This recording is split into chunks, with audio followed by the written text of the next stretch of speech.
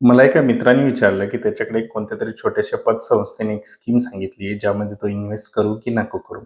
जी scheme आहे ती अशी आहे, की रोज ₹1200 भरायचे, ₹1200 पर डे आणि 2 वर्षानंतर त्याला जवळपास 10,00,000ची अमाउंट परत मिळणार.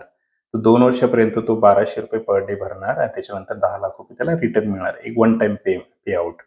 तर याचं ॲक्चुअली रिटर्न किती मिळेल, ही स्कीम किती चांगली किंवा वाईट आहे, तर ह्याच्यासाठी त्याने मला फोन केला. आता हे ज्या अशा स्कीम असतात, ह्या खूप लुक्रेटिव्ह स्कीम असतात. माणसाला लवकर समजत नाही रिटर्न किती आहे आणि त्या अशा आवडायला चांगल्या असतात. तर आपण बघूया याच्यात रिटर्न किती मिळतात.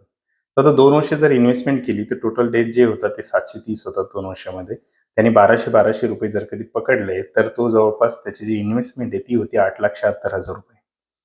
त्याला जे मिळणारं रिटर्न आहे 10,00,000 मायनस 8,76,000 म्हणजे ₹1,24,000 त्याला त्याच्या इन्व्हेस्टमेंटवरती भेटणार.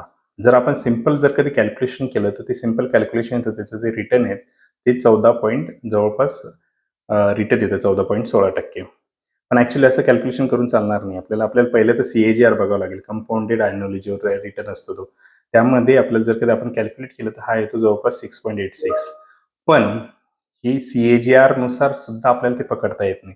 कारण ही जी इन्व्हेस्टमेंट आहे, ही डेली इन्व्हेस्टमेंट आहे. ती एक एस-आय-पी सारखी इन्व्हेस्टमेंट असते. स्टेप बाय स्टेप आपण त्यामध्ये इन्व्हेस्ट करतोय आणि त्याच्यावरती आपल्याला पर डे किती रिटर्न भेटतंय म्हणजे त्या वर्षामध्ये. कारण पहिला इन्स्टॉलमेंट पहिल्या दिवशी, दुसरा दुसऱ्या दिवशी, तिसरा तिसऱ्या दिवशी.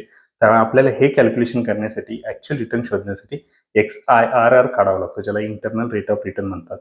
जर ह्या केसमध्ये आपण जर कधी एक्स-आय-आर काढला, तर तो येतो जवळपास 13.86%.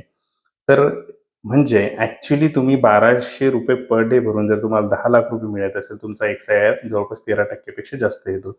तर मित्रांनो, अशा प्रकारच्या ज्या स्कीम आहे याची कॅल्क्युलेशन असे करतात.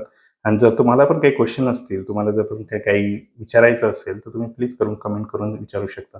थँक